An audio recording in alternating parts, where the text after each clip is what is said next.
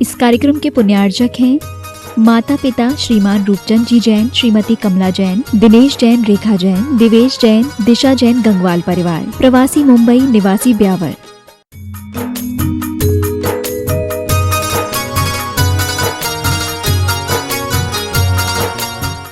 एक भव्य आत्मा हमेशा ये सोचता रहता है कि कब मुझे इस संसार के दुखों से छुटकारा मिल जाए।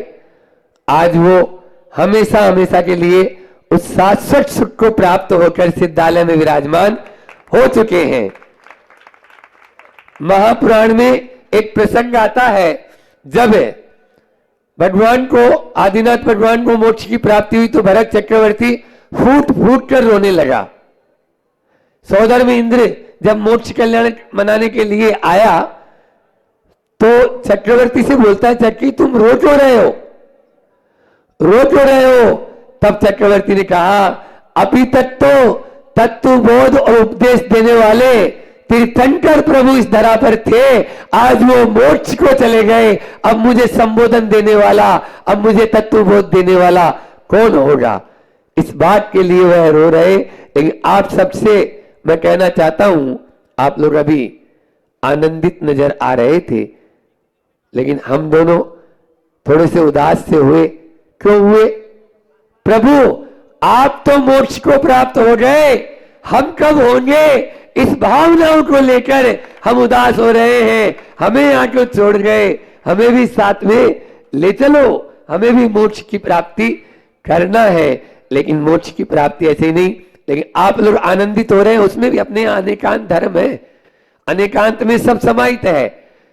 उसकी व्याख्या मैंने ऐसे कर ली कि भले ही प्रभु मोक्ष चले गए, हमें कोई गम नहीं, वो हमें मोक्ष मार्ग दे गए। ये क्या कम नहीं, ये क्या कम नहीं। वो बोल गए मैं जा रहा हूं तो आजा मेरे पीछे पीछे, बस मेरा रास्ता यही है, मेरे रास्ते से चलेगा तुझे भी मोक्ष मिल जाएगा। पर इस रास्ते पर चलना, दो तरह के रास्ते होते हैं दीपक जी। एक होता है हाईवे, अभी आप आए, हाईवे में भटकन होती है, हाईवे में बहुत सारे मोड़ होते हैं और न जाने किधर कौन सा रास्ता चला जाता है। और एक होता है रेलवे का ट्रैक, अल्ट्रा ट्रैक में जाके आए ना, और वंडर सीमेंट में आपके यहाँ, तो आपके यहाँ वंडर सीमेंट में तो अंदर ही आपने लाइन जो है बिछा रखी है, तो वो वहां पर ट्रेन का ट्रैक में भटकन नहीं है, ट्रेन लेट हो सकती है। एक बार गाड़ी पटरी पर आ गई तो अपने गंतव्य पर ही जाएगी, इधर उधर भटकने का काम नहीं है।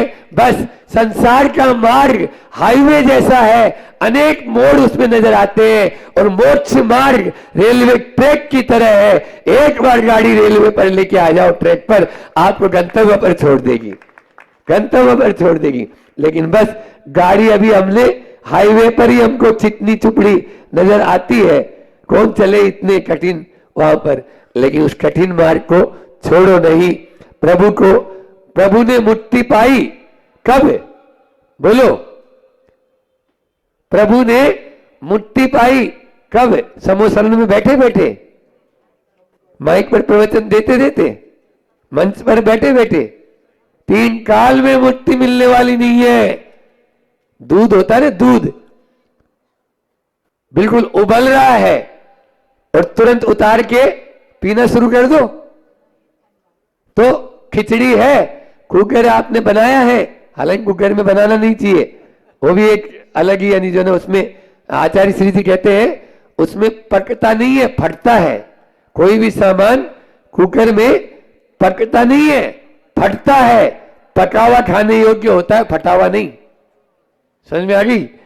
तो वो जैसे ही चूल से आपने खिचड़ी को उतारा और तुरंत हाथ डाल के खा लोगे क्या? बोलो ना, नहीं खाएंगे। बस उसी का नाम है योग निरोध। जो बीच में गैपिंग आप देते हो ना, आप लोग भी योग निरोध करते हो, लेकिन वो योग निरोध संसार वाला है। और ये योग निरोध समोसरण रूपी अनंत चतुष्ट लक्ष्मी का त्याग करके उन्होंने योग निरोध किया, तब उन्होंने सिद्धालय की उस ऊंचाई को छुआ है। तब वो 4 घातीय कर्मों का नाश किया है। योग का निरोध आदिनाथ भगवान ने 14 दिन पहले योग निरोध कर लिया, भगवान महावीर स्वामी ने 2 दिन पहले योग निरोध कर लिया और शेष 22 तीर्थंकरों ने 1 महीने पूर्व योग का निरोध करके आत्मस्थ हो गए। कोई नहीं, किसी प्रकार की कोई खबर नहीं। तब उन्होंने चौथे शुक्ल ध्यान के माध्यम से 85 प्रकृतियों को एक साथ क्षय कर दिया। एक ही लघु अक्षर बोलते हैं, ए ई उ छोटे वाले, ये तो मैं बोल रहा हूं, मैं नहीं, ये बिल्कुल अल्प समय में केवल ज्ञानी के द्वारा जो बोले जाते हैं उतने, हम लोगों के द्वारा नहीं, वो भी लघु वाले सारे, ए ई उ ई री ली, बस इतने में काम हो जाता है। तो यहां पर वही योग निरोध के माध्यम से भगवान ने बात की। एक बार ऐसा हुआ, एक बच्चा दादाजी के साथ में शिखर जी का पहाड़ चढ़ रहा था। शिखर जी का पहाड़ चढ़ रहा था, क्योंकि बातें करने वाले तो बहुत हैं, मैं रोज बोल रहा हूं। चर्या में पालन करने वाले कितने, थोड़ा सा नियम देने के लिए होते, आप लोग पीछे भाग जाते हो। तो वो पोता पूछता है, दादाजी 9 किलोमीटर की चढ़ाई और अपन ने जो टॉर्च ली है उसकी रोशनी तो 3 फीट तक जाती है, 4 फीट जाएगी, उससे आगे अपन को कहां दिख रहा है। बोले बेटा चिंता मत कर, 1 कदम चल, रोशनी भी 1 कदम आगे बढ़ जाएगी, 1 कदम चल, रोशनी भी 1 कदम आगे बढ़ जाएगी। और ऐसे पूरा 9 किलोमीटर का पहाड़ चढ़ेंगे, 9 किलोमीटर की वंदना करेंगे और 9 किलोमीटर उतर भी जाता है व्यक्ति। एक एक कदम चलना शुरू करें, बस इस पंच कल्याण की सार्थकता तभी मानूंगा, क्योंकि ये बहुत बड़ा अच्छा आयोजन तो हो गया है, लेकिन उसका प्रयोजन यदि भूल जाएंगे तो हमारे लिए कुछ भी हाथ नहीं लगेगा। सब चले जाएंगे अभी मध्याह्न के बाद में, शाम तक सब अपने अपने रिजर्वेशन लेके आए हैं, चले जाए।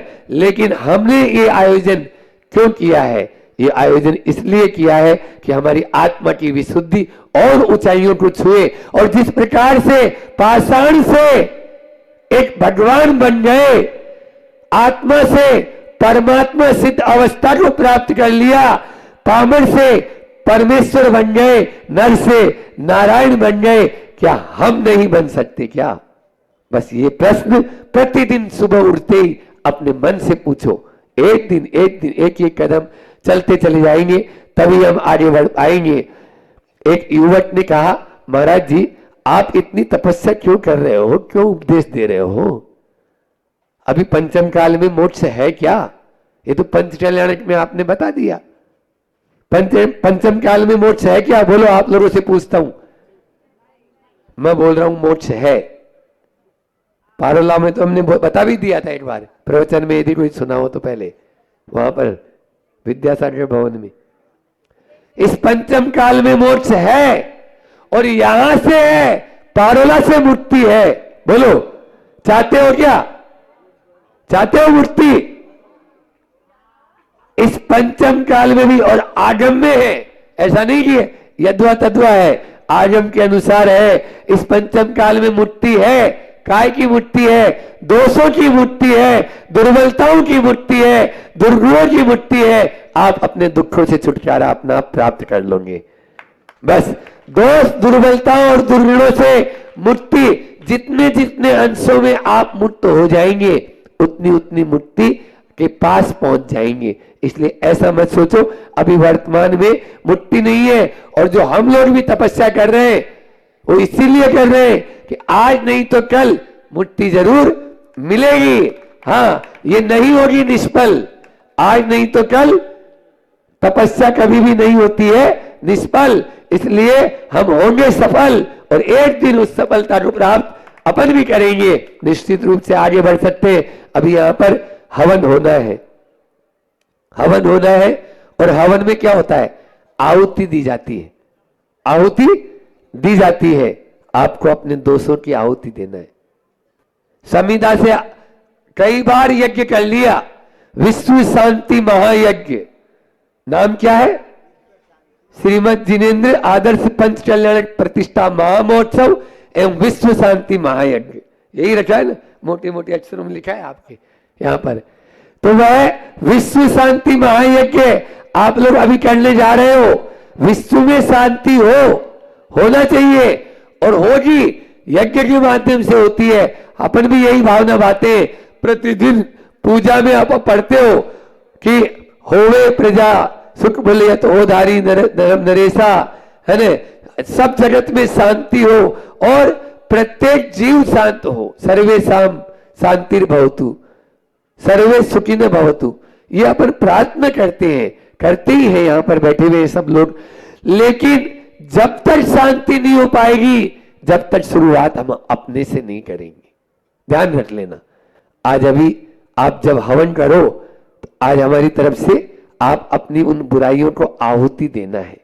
क्या बोलना है आप लोगों को? अर्घम निरुपामिति नहीं बोलना है, नैवेद्य निरुपामिति नहीं बोलना है, अक्षतम निरुपामिति नहीं बोलना है। आप लोगों को अच्छे लयात्मक तरीके से बोलना है। ओम ह्रीम गुटका निरुपामिति,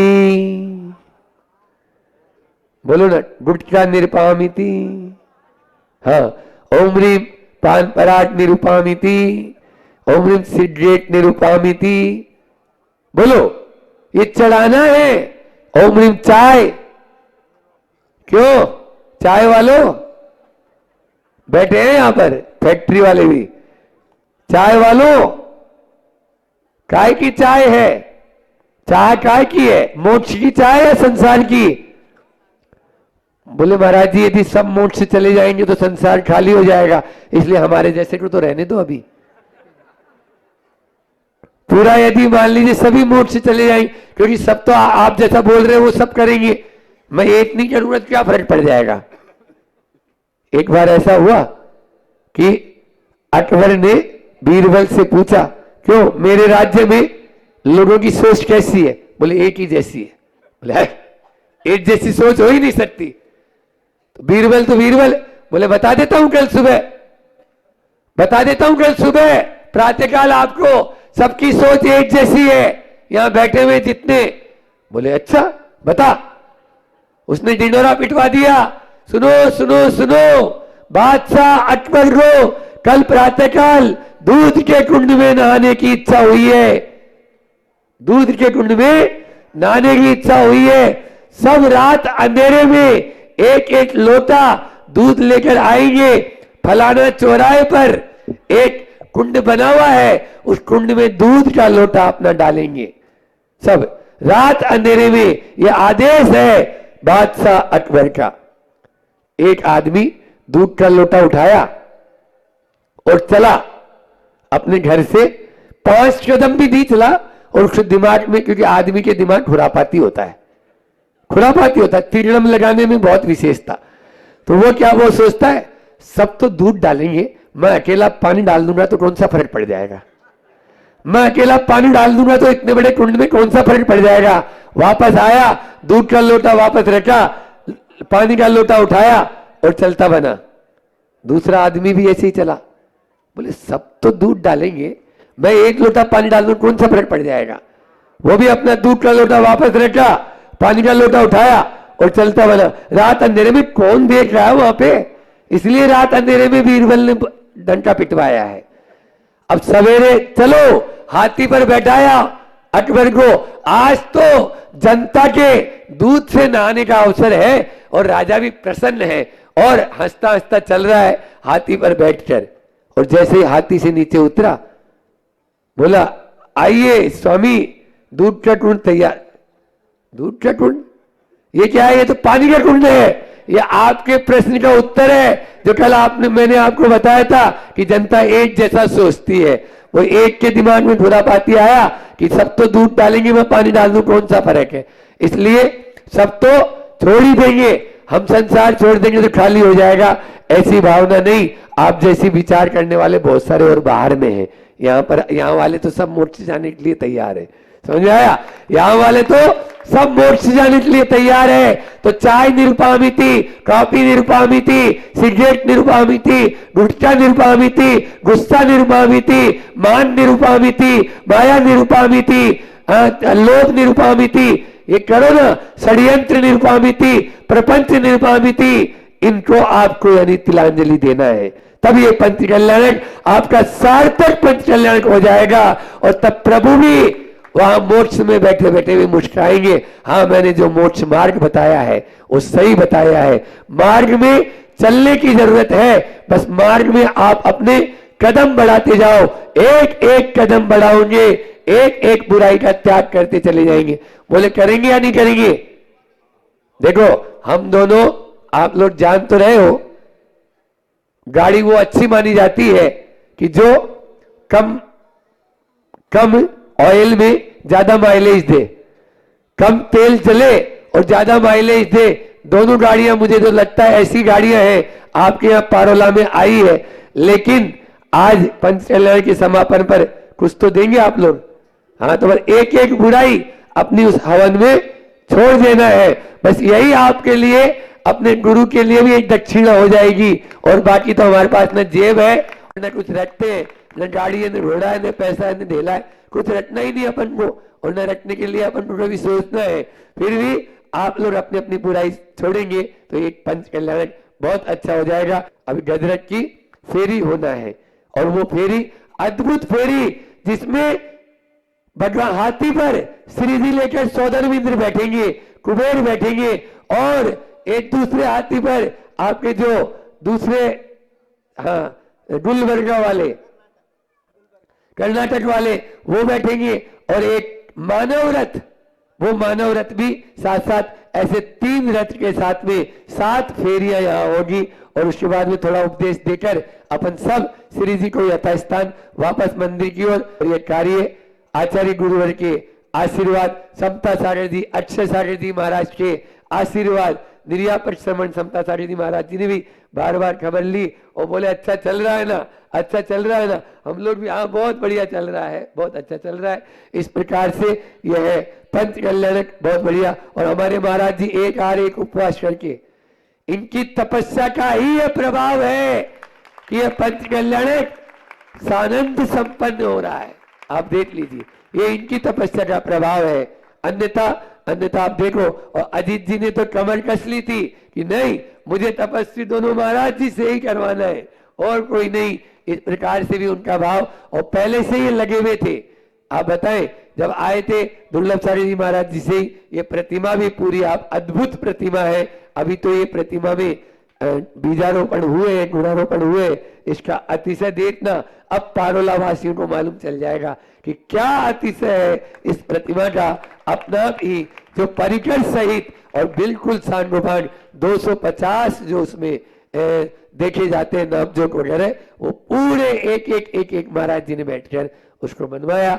बहुत ही अद्भुत प्रतिमा, ऐसी प्रतिमा कि जो प्रतिमा हम सबके लिए सुखदायी हो और हम सबके लिए भी वह मोक्ष का मार्ग हमेशा हमेशा के लिए प्रशस्त करती रहे।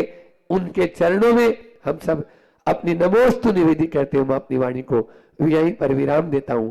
बोले अहिंसा परमो धर्म की आचार्य गुरुवर विद्यासागर जी महामुनिराज की अपनी ओर से और आप सबकी ओर से बिना समय गंवाए पूज्य महाराज श्री से निवेदन की अपनी मंगलमयी देशना करता करें। श्रावक समूह ने पूजा की, श्रावक समूह ने पूजा की, आरती उतारी गांवों ने, पूरा पारोला आया, आरती उतारी गांवों ने और उद्धार कर दिया पारोला के। प्रभु आपके नामों ने उद्धार कर दिया पारोला का। प्रभु आपके नामों ने निश्चित रूप से, हे प्रभु हम आपका नाम लेते चले जाएंगे, बस हमारे काम बनते चले जाएंगे, बनते चले जाएंगे। प्रभु के पीछे पीछे हम लग जाएं तो फिर किसी चीज की देखने की जरूरत नहीं। सही दिशा में किया गया पुरुषार्थ थोड़ा सा भी अच्छा फल देता है। लिख लो, सही दिशा में किया गया पुरुषार्थ थोड़ा सा भी बड़ा फल देता है, और गलत दिशा में किया गया छोटा सा भी पुरुषार्थ बहुत बड़ा पाप का फल दे देता है। एक क्षण का चूक हमें अनेकों भाव पीछे ले जाता है। अंधों के अंधे होते हैं, इतने से शब्द थे, पूरी महाभारत खड़ी हो गई। बोलो, तो इसलिए हमें प्रतिपल भावना योग किया ना आपने, प्रतिदिन। तो भावना योग में प्रतिपल अपने भावों को सुधारो, तब ही जाकर ये पंच कल्याण ने हमने करवाया ना आपकी बलबूते की थी ना अजीत जी की थी, लेकिन उस भावना की थी, जो भावना का बीज यहां पर बो दिया था, वो भावना रात दिन पल्लवित और पुष्पित होती गई और आज वह सानंद पंच कल्याण यहां पर संपन्न हो गया। जैसा हम सोचेंगे वैसा ही फल मिलेगा। ऐसा मत सोचो कि हम क्या सोचेंगे और क्या फल मिलेगा। अपनी भावना सही होनी चाहिए, बस इतना जरूर है। पर हमारी क्या है, बड़ी विचित्र दशा है, हम सोचते कुछ है करते कुछ है। सुन रहे हो क्या? सोचो वही जिधर आपको जाना है। अच्छा सोचेंगे तभी तो अच्छा होगा। मान लीजिए सोच तो आप गलत रहे हो और अच्छा चाहते हैं, 3 काल में नहीं होगा, बल्कि कर गलत रहे हो, सोचने के साथ में करना भी गलत होता है। एक बार ऐसा हुआ, बड़ी स्थिति विचित्र होती है आज के इंसान की। राजधानी ट्रेन में ऊपर एक आदमी बैठा हुआ था, ऊपर की बर्थ पर लेटा हुआ था, उसको जाना था, वो गलत गाड़ी में बैठ गया, गलती से जाना था उसको सिकरजी पारसना की तरफ कलकत्ता वाली राजधानी में, और वो मुंबई वाली राजधानी में बैठ गया। बीच वाली बर्थ वाले से पूछा, क्यों भाई कहां जा रहे हो? बोले मुंबई। उसने बोला वाह, विज्ञान की क्या टेक्नोलॉजी आ गई, ऊपर वाली बर्थ कलकत्ता जा रही और बीच वाली मुंबई।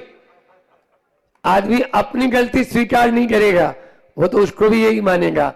ऐसा कुछ नहीं है, काम वही करो, क्योंकि आचार्य ज्ञान सागर जी महाराज ने समय सार में बहुत अच्छी पंक्तियां लिखी है कि दो मुख सुए न कंथा और 2 मुख पंथी चले न पंथा। देखो फिर से सुनो ध्यान से देवेंद्र जी। 2 मुख सुए न कंथा और 2 मुख पंथी चले न पंथा, 2 बात नहीं होए सयाने, विषय भोग और मोक्ष पाने। आज मोक्ष कल्याण मना रहे हो, दोनों बातें एक साथ नहीं हो सकती है। 2 बातें, विषय भोग भी चाहो और मोक्ष को पाना भी चाहो, तो दोनों तो नहीं होंगे ना। विषय भोग और मोक्ष पाने, आचार्य ज्ञान सागर जी की ये पंक्तियां आज के दिन बहुत सार्थक है। वर्षों से जो आप सोच रहे थे, आज उस सपने को साकार करने का ये सौभाग्य पारोला वासियों को मिलेगा। पहले बोलते थे कब होगा, और अब हो चुका है। इसलिए कब होगा, कैसे होगा, और अब हो चुका है, तो उसकी अच्छी जो है स्वीट मेमोरी, क्या बोलते हो आप लोग? स्वीट मेमोरी बोलते हैं ना, यादगार। तो वो संसार वाली यादगारें मत रख लेना, ये वाली यादें रखना जो आपको प्रतिपल आगे बढ़ाने के लिए प्रेरित करती रहेगी कि किस प्रकार से हम भी पतित से पावन हो सकते हैं। मोक्ष प्राप्त करना चाहते हो? बोलो, सब प्राप्त करना चाहते हैं। आज मोक्ष कल्याण है ना, अभी गजरत फेरी हुई, तो मोक्ष प्राप्त करने के लिए क्या करना है? बोलो, सबसे पहला है स्थिरता होना जरूरी है। क्या होना है? स्थिरता के बिना मोक्ष प्राप्त नहीं होगा। जब मैं यहां आता हूं, या आपके यहां तो मनीष जी की जो गली है ना, उसमें सर्रापा मार्केट क्या कहलाता है? सर्रापा बाजार, हाँ, हीरे जवाहरात की। तो वहां बाहर में बहुत सारे नीचे रोड के ऊपर ही स्वर्णकार बैठे रहते हैं, और उन पे महिलाएं या पुरुष आते हैं तो अपने आभूषण बनवाते हैं। तो वो लोग, देखो स्थिरता कैसी होनी चाहिए। यदि सोने को उसमें आप देना चाहते हैं, चमकाना चाहते हैं, तो एक वो डिबरी बोलते हैं उधर, तो बुंदेलखंड में या राजस्थान में वो होती है, जिसमें वो जो लो होती है, उस लो को एक दिशा में उस सोने के ऊपर दिया जाता है, और उसके माध्यम से उसमें चमक धीरे धीरे उसकी किट्टिमा कालीमा दूर हो जाती है और उसमें चमक आ जाती है। आत्मा में भी अनादिकाल से कर्मों की किट्टिमा और कालीमा वहां पर बैठी हुई है।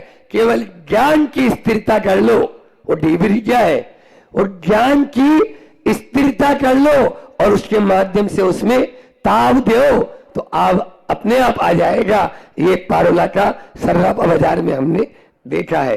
यदि आप भी चमक लाना चाहते हो तो अपने अंदर में उस स्थिरता को लाना पड़ेगा।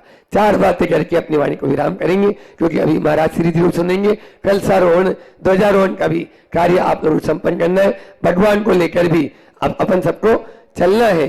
जो आदमी पिंजरे के, देखो छाया की तरफ कौन जाता है, बोलो अजीत जी?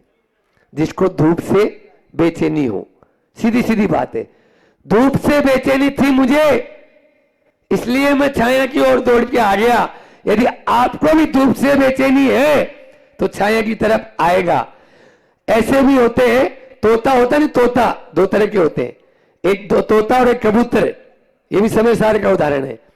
तो तोते को पिंजरे में, पिंजरा सोने का है, हीरे का कटोरा है, काजू बादाम मेवा डला है, लेकिन उस तोते को वो पिंजरा अच्छा नहीं।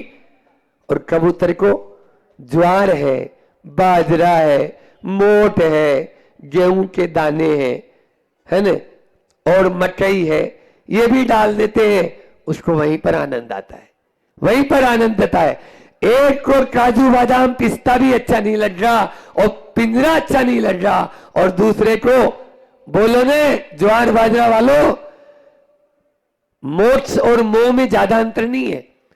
मोह और मोक्ष में ज्यादा अंतर नहीं है। मोह का है ना, है वो, मोक्ष का क्षय, दोनों में कॉमन है मोह, हटा दो उसको। अब है और क्षय बचा। जो आपके पास में है ना, उसका क्षय कर दो, उसको हटा दो, मोक्ष हो जाएगा।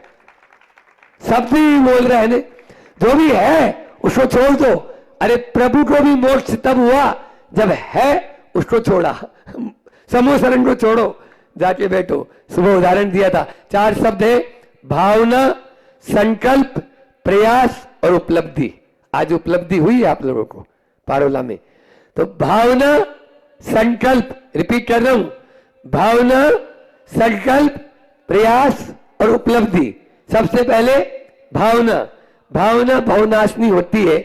हमें भावना ये करना है कि हम तड़प रहे हैं, भगवान दुखों से कष्ट हो रहा है, उठा ले भगवान, अब बहुत ज्यादा हो गया। ऐसा तो बोलने वाले मिल जाते, लेकिन घर छोड़ने वाले नहीं मिलते। एक बार स्थान का नाम नहीं बोल रहा हूं, आ गया था मुंह पे, लेकिन फिर भी रोक लिया। झारखंड की बात है, झारखंड में बहुत सारे स्थान है। तो एक अम्मा बहुत परेशान, रोटी भी फेंक कर मिलती है उसको, फेंक कर रोटी मिलती है, और ऐसी दयनीय स्थिति, मेरी आंखों में पानी आ गया। मेरे ही सामने बहू ने, मेरा भोजन चल रहा था, हम अंतराय करके आए उस चौकी से, क्योंकि बहू ने अपनी सास को उलूल जुलूल बटना शुरू कर दिया, कंट्रोल नहीं किया। हम अंतराय कर लिए, ब्रह्मचारी थे आगे। उसके बाद में धीरे से मैंने उस अम्मा को बोला, अम्मा तेरी रोटी कपड़े और मकान की व्यवस्था मैं बनाऊंगा, बस तुम छोड़ दे, छोड़ दे। बोले नहीं, मारो बेटो है, मारी बहू है, बिन किया छोड़ दूं। लो, मैंने बोला ये आचार्य पूज्यपाद स्वामी की उक्ति सही है, यो यत्र निवसन्नास ते सत्र सतत्र कुर्ते रतिम। जो जहां रहता है वो वहीं पर रमने लगता है। नाली के कीड़े को नाली में ही आनंद आता है, विष्टा के कीड़े को विष्टा में आनंद आता है। वो संत भी कितना ही बोलेंगे समझ में नहीं आ पाएगी। जब उसकी सुधरेगी तभी वो सुधर पाएगी, लेकिन सुधरो तभी कल्याण हो पाएगा। सुना तो बहुत है, अब गुनने की जरूरत है और चलने की जरूरत है। इस प्रकार से पहला है भावना। आप भावना भाव, संकल्प कर लो। एक बार संकल्प कर लिया, उसके बाद में चट्टान में से भी पानी निकालने की शक्ति आपके अंदर में है। फिर क्यों सोचते हो, तन मिला है तब करने के लिए। इसलिए संकल्प कर लो कि नहीं, जहां मेरा अपमान हो रहा है, जहां मुझे ऐसा लग रहा है कि नहीं अब मेरी कोई जरूरत नहीं है, खिसक लो, खिसक लो वहां पर। लेकिन चिपके रहते हैं, महाराज फेविकोल का जोड़ है, छूटेगा नहीं। लेकिन हम भी ऐसे हैं कि छुड़ा के रहेंगे, है ना। बोलने में तो बोल ही रहे, अब एक आध का भी छूट जाएगा तो हमारा प्रवचन करना सार्थक है ना। और ऐसी बात नहीं है, पारोला में धीरे धीरे उत्थान की ओर तो चली रहे। तीसरी बात है प्रयास, प्रयास करना है। संकल्प ले लिया, प्रयास नहीं किया, कोई मतलब नहीं है। आपने भावना भाई संकल्प लिया और उसके बाद में प्रयास भी किया, अजीत जी को बोला नहीं जाना है आचार्य श्री जी के पास में, फिर से तुरंत अपनी श्रीमती जी को लिए और क्या नाम है शरद जी, उपवास भी था तो भी हमने बोला नहीं उपवास की पालना आप कहीं पे भी करो, मुझे नहीं मतलब है, महाराज पालना है, आप पहले गुरु जी के पास जाओ उसके बाद में देखा जाएगा, अभी वहां से निमंत्रण है तो वहां जाओ पहले। इस प्रकार से यह कार्य संपन्न होता है। प्रयास किया तभी जाकर पंच कल्याण की उपलब्धि आज पाषाण भगवान का रूप ले चुके हैं। यह है निश्चित रूप से आप लोग बड़भागी है और आप लोगों ने यह पूरा पंच कल्याण सानंद संपन्न करा। आचार्य गुरुवर के चरणों में हम दोनों यहीं से परोक्ष अपनी विनयांजलि प्रस्तुत करते हुए कि गुरु आप क्योंकि करते हैं हमारे गुरुवर, मेरा नाम हो रहा है और करते हैं वो सब काम हो रहा है, बस करने वाले वो हैं डोंगरगढ़ में बैठे अभी छत्तीसगढ़ में, उनके दोनों हाथ जब उठ जाते हैं सारे कार्य अपना आप ही संपन्न सानंद हो जाते हैं। हाँ इतना जरूर है, बड़े महाराज जी ने भी बहुत अच्छे से खूब साधना के माध्यम से, उनकी तपस्या के माध्यम से पंच कल्याण बहुत अच्छा हुआ। और हम तो डांटने में एक नंबर थे, आपने देखा ही होगा पंच कल्याण के 2 दिन पहले तो ईशान और अक्षय और ये सोहम सत्यम तो छोड़ रही है, बट गए क्यों छोटे हैं अभी थोड़े से, तो बोले महाराज का ये रूप भी होता है क्या? हमने तो बस यही सुना दिया, हमें क्या ये सब चूड़ियां मंगाते और पहना देंगे तुम लोगों को देख लेना यदि, तो नहीं, उस दिन पूरी रात नहीं सोए बच्चे, पूरी रात नहीं, लेकिन हमने भी गुरु जी के उस हाइक को सार्थक किया कि बिना डांट के 17 अक्षर सुन लो ईशान भाई, बिना डांट के शिष्य और शिष्य का भविष्य ही क्या, भविष्य ही क्या।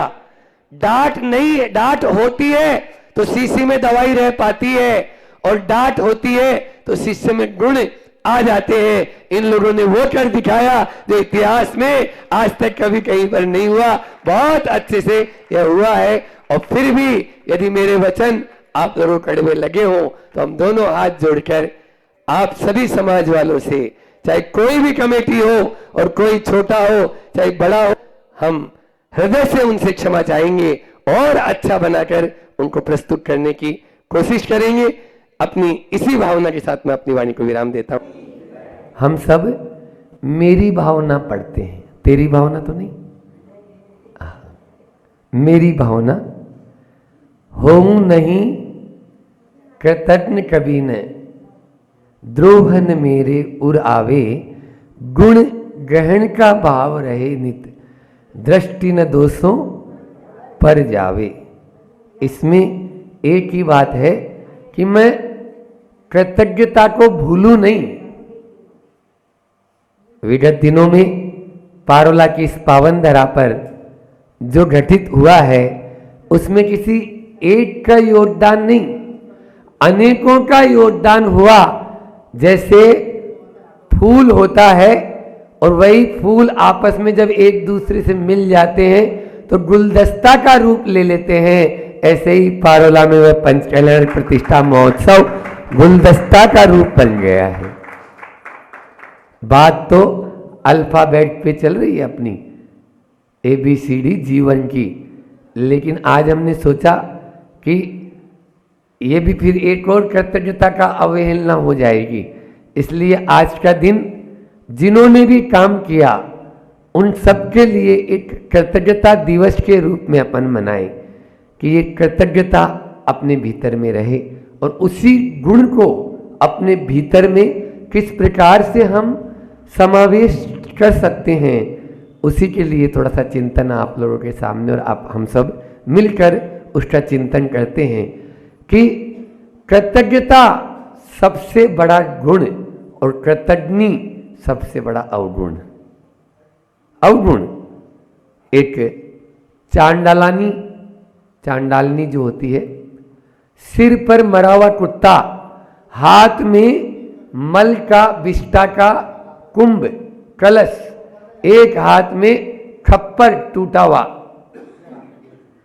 फिर भी वह अपने आगे उस खप्पर में से जल छिड़कते हुए चल रही है, जल छिड़कते हुए चल रही है। एक पंडित सामने से आ रहा है, इतनी ये चांडालनी है और इसको क्या शुद्धता की जरूरत है, जो रोड के ऊपर चल रही है तो पानी डाल के छिड़कते चल रही है।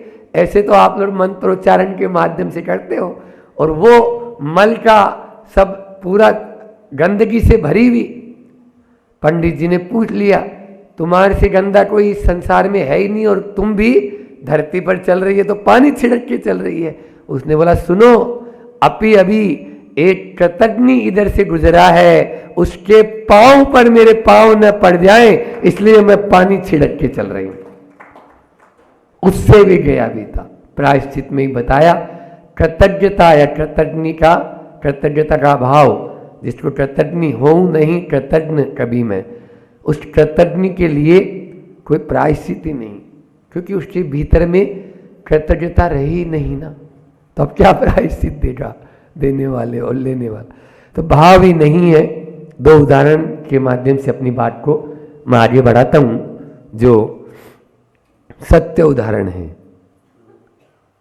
झारखंड में देखो, खुंखार से खुंखार प्राणी होते हैं, जीव होते हैं, उनमें भी कृतज्ञता का भाव होता है। जो हिंसक पशु हैं और जो चोर लुटेरे डाकू हैं, उनमें भी कृतज्ञता का भाव होता है। आपने महाराज जी ने सुनाया था ना, नैनागिरी में वो डाकू सबको लूट लेगा, लेकिन नहीं, जो आचार्य विद्यासागर जी के दर्शन के लिए आया है उसको मैं कभी नहीं लूटूंगा, बल्कि अपना घोड़ा आगे आगे चलाकर रास्ता जो भटक गए उनको रास्ते पर पहुंचाकर कि नहीं, आप नैनागिरी इस रास्ते से चले जाओ, आपका बाल भी बांका नहीं होगा। ये है कृतज्ञता। तो मैं सुना रहा था, डाल्टनगंज में सुरेश जी पांड्या करके यहाँ बैठी हुई है, रांची वाली, रांची के पास में ही है डाल्टनगंज, उनका पीए डाल्टनगंज जी है। तो जिनकी फर्म का नाम है रतनलाल प्रकाश चंद RLPC। तो वो रतनलाल प्रकाश चंद चैरिटेबल ट्रस्ट बहुत बड़ा ट्रस्ट है, और अनेकों सामाजिक उत्थान के लिए कार्यक्रम वहाँ चल रहे हैं। अनेकों हॉस्पिटल वगैरह, चाहे आई हॉस्पिटल हो, चाहे अपने जो है बीमारों को स्वस्थ करने के लिए जो बड़ा चिकित्सालय, रुग्णालय जो बोलते हो आप लोग, वो वहाँ पर चलते हैं उनके द्वारा। एक बार वहाँ तो माओवादी है, MCC बेल्ट है, MCC बेल्ट जैसे ही गाड़ियाँ रुकवा लेगा तो उनमें उनको कुछ नहीं, या तो आप दे दो और या ऊपर चले जाओ, तो जो होता है वो सब सुपुर्द कर देते हैं। गाड़ियों की लाइन लगी हुई, एक एक गाड़ी को लूटते गए और सब गाड़ियों को रवाना करते गए। जैसे ही प्रकाश जी अपने जो सुरेश जी पांड्या की गाड़ी आई, और जैसे ही उस माओवादी के जो नेता था उसने देखा, बोले इनको छोड़ दो, इन्होंने मेरे बेटे की जान बचाई थी, इनको कोई भी हाथ नहीं लगाएगा, इन्होंने मेरे बेटे की जान बचाई थी। इनके हॉस्पिटल में मैं गया था अपने बेटे को लेके, इनके डॉक्टरों ने अपनी रात भर मशक्कत करके मेरे बेटे की जान बचाई। ये है जो हजारों गाड़ियां लूट रहे हैं, लेकिन उसके बीच में पहचान जाते हैं, नहीं, इनका उपकार मेरे ऊपर है। ये है कृतज्ञता। और दूसरा उदाहरण आप लोगों ने सबने दूसरी क्लास में पढ़ा होगा, सत्य ये भी कि चीन में उस समय ये जो दास प्रथा है वो मौजूद थी। दासों को गुलाम बना के रखते थे। तो डायोसिस नाम के एक दास जो है वो अपने मालिक से बहुत तंग आ गया और वो भागा पीछे पीछे उसके सैनिक भागे मालिक के, लेकिन वो पकड़ में नहीं आया। तब देखा कि इस तरफ जंगल है, उस जंगल में वो दौड़ा, लेकिन पीछे तो मौत है, और ये भी मालूम था इस जंगल में शेर है, फिर भी वो चला गया। शेर की आवाज सुनी कराहने की, उसने देखा अब क्या करें, आगे ही चलो, पीछे तो वैसे ही वो पकड़ लेंगे।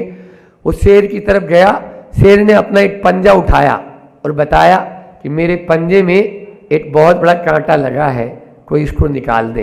अपनी करुणा भरी दृष्टि से उसने डायोसिस की तरफ देखा। डायोसिस ने एक हाथ से जोर से खींच के उसका वो सूल निकाल के फेंक दिया। शेर को बहुत आराम हुआ, चरणों की तरफ सूंघा, प्रणाम किया और अपने रास्ते से चला गया। इधर सैनिक लोग पास में आके उसको पकड़ के जेल में बंद कर दिए। जेल में बंद कर दिया तो जो राजा था, वहाँ का जो सेठ था, उसने उसको मौत की सजा सुनाई। और मौत की सजा भी ऐसी कि 3 दिन के भूखे शेर के सामने इसको डाल दो। शेर लाया गया और उसको पिंजड़े में, उस पिंजड़े में डाल दिया। शेर ने देखा 3 दिन का भूखा था, बहुत भूख लग गई थी, लेकिन उसने जैसे ही ऊपर से नीचे तक देखा, ये तो वही व्यक्ति है जिसने मेरे पांव के भीतर से वह कांटा निकाला था। मैं भूखा रह जाऊंगा लेकिन इसकी हत्या नहीं करूंगा, इसको मैं मारूंगा नहीं। और 3 प्रदक्षिणा देके कोने में बैठ गया। सारी जनता ने ये दृश्य देखकर समझ गया कि ये है कृतज्ञता का असर, हिंसक प्राणियों में भी। लेकिन हम क्या करते हैं, बोलो? हम तो तुरंत उपकार भूल जाते हैं। संत कहते हैं यदि अपने जीवन में, देखो 2 बातें हैं याद रखना है, कि हमने किसी का उपकार किया है, उसको पानी की लकीर की भांति मानो, फॉरगेट, इधर बनाई और इधर भूल गए। और दूसरे ने हमारे ऊपर उपकार किया है, उसको पत्थर की लकीर की भांति मानो, हमेशा उसको याद रखते हुए चलो। ये पंच कल्याणक प्रतिष्ठा महामहोत्सव भी आचार्य गुरुवर के आशीर्वाद और आप सबकी एकता और कर्तव्य निष्ठा के माध्यम से बहुत सानंद संपन्न हुआ। आज वे भगवान बन चुके हैं। निश्चित रूप से तभी होता है। नारियल होता है, नारियल। एक कवि ने बहुत अच्छी कल्पना की, बहुत ही बढ़िया कल्पना है कि प्रथम वैसी दत्तम तोयमल्पम पिबंत है, शिरसी नीत धारा नारिकेला नरणाम, उदक मृत कल्पम ददुरा जीवितांतम, नहीं कतम उपकारम साधवो विस्मरन्ति, नहीं कतम उपकारम साधवो विस्मरन्ति। ये सम्यक कौमुदी हम दोनों पढ़ रहे थे पहले, सम्यक कौमुदी ग्रंथ हम दोनों महाराज जी पढ़ते थे, तो उसमें ये कारिका आई, अज्ञात आचार्य का लिखा हुआ है। कभी भी उपकारी का उपकार साधु पुरुष, सज्जन पुरुष, अच्छा आदमी, भला आदमी, गुड मैन कभी भी नहीं भूलेगा, थोड़ा सा भी यदि उपकार किया है तो। कैसे?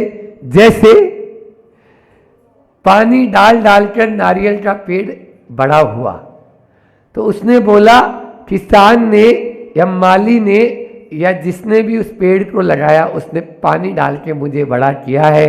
मैं अपने सिर पर, मैं अपने सिर पर उस पानी का ऋण चुकाने के लिए मीठा पानी डाल उसको वापस देऊंगा, और जब तक वो लेता रहेगा तब तक मैं देता रहूंगा।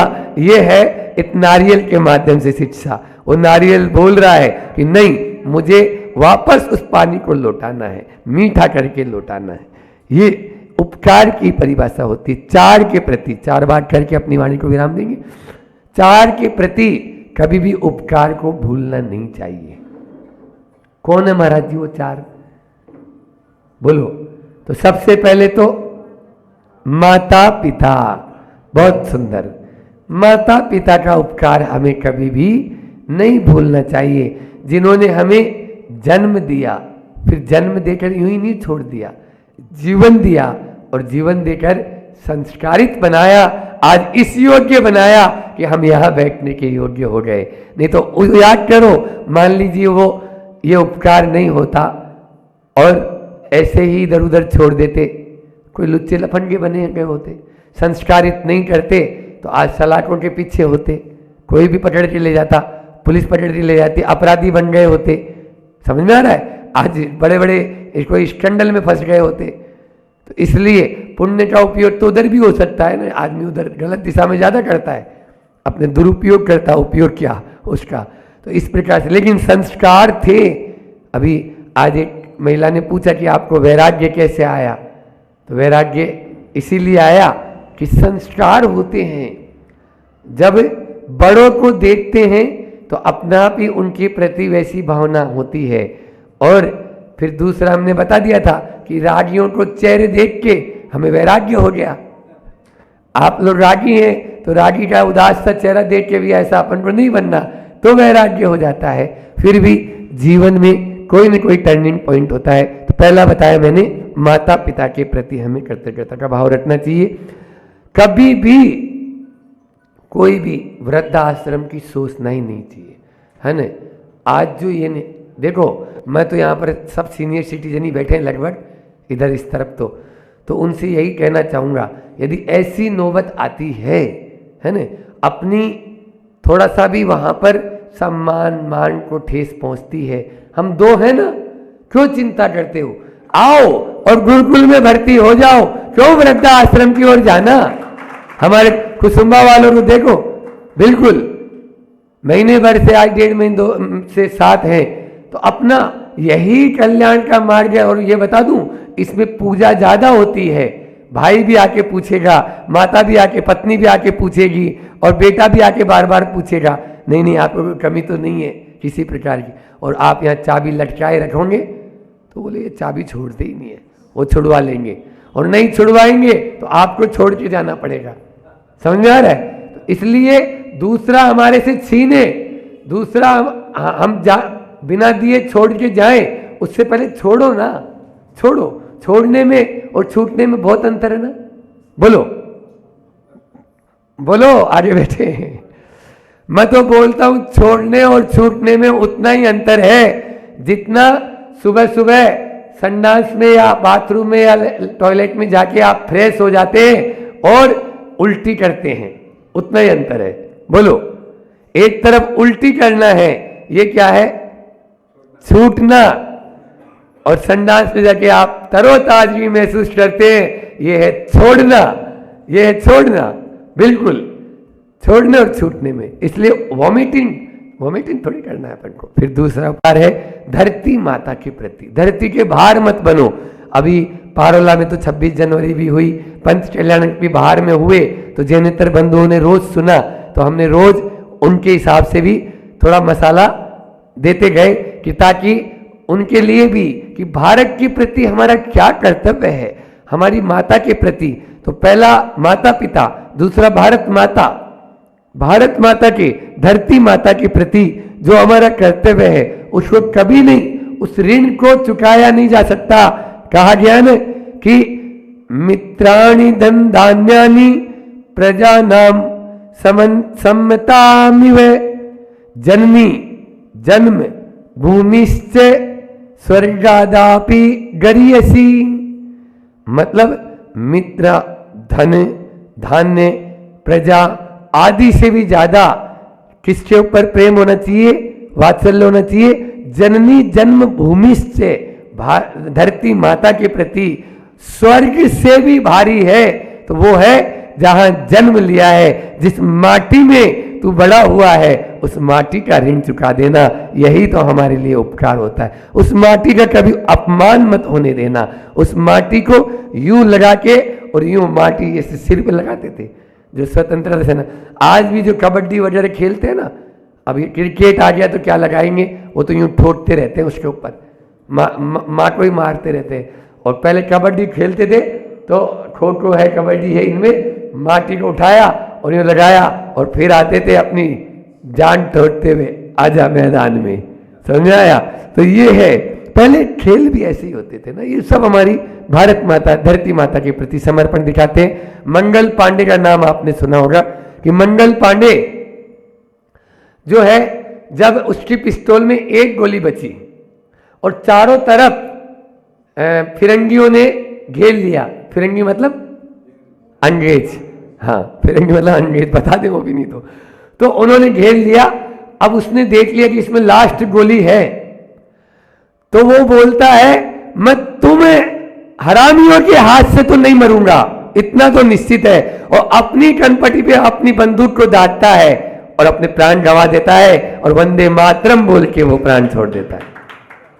इन गंदे हाथों से मरने की बजाय मैं अपने हाथ से मर जाऊंगा, लेकिन अपनी रक्त से अपनी खून से अपनी माता को रक्त रंजित नहीं कर सकता। मेरा खून मेरी मां पर गिरेगा और वो खून इन फिरंगियों के हाथ से नहीं होना चाहिए। ये होता है स्वाभिमान। आप देखो खोल जाता है खून सुन के अपन को भी कि क्या थे वो और हम क्या हो गए हैं, बुजदिल हो गए। फिर तीसरा है अपने जीविका दाता के प्रति, समय तो अपना हो रहा है, जीविका दाता, जीविका दाता के प्रति कभी भी उपकार को भूलना नहीं चाहिए, जिसने हमें जीविका दी है, आजीविका दी है, लेकिन हम क्या करते हैं, उसी की टांग खींच लेते हैं। थोड़ा सा उसने सिखाया, अपनी दुकान खोल लेते हैं। अब देखो जितने भी होते हैं, थोड़ा सा काम सीख लिया, उसके बाद वो भी खुद अपनी बाजू में दुकान खोल के हो गया। यहाँ पर भी तो बहुत सारे हो जाते हैं। और इसी के साथ में जीविका दाता के साथ में एक और ले लूँ कि जिसके यहाँ मान लीजिए आप पल बोझ के बड़े हुए, जैसे किराएदार होता है, तो किराएदार या किराए पर आपको दुकान दी थी, है ना, उस परिस्थिति में, जिस परिस्थिति में हमारे पास कुछ भी नहीं था खाने के लिए, लेकिन उसने अपन को स्थान दे दिया। आज उसी को आंख दिखाने लग जाता आदमी। मंदिरों पर कब्जा जमा के बैठे हुए हैं। दुकान का किराया देते हैं मंदिर को 20 रुपया महीना, और दुकान के बाहर बैठने वाले दर्जी से लेते हैं 2000 रुपये महीना। बोलो ये हो रहा है कि नहीं हो रहा है?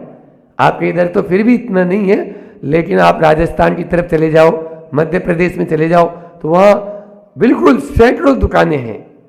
लेकिन निश्चित रूप से यह पाप है, निर्माल्य है, ये निर्माल्य, और उपकार तो है ही नहीं, ये तो कृतज्ञता नहीं, शुद्ध कृतज्ञ है। आप भगवान के प्रति कृतज्ञ बन गए।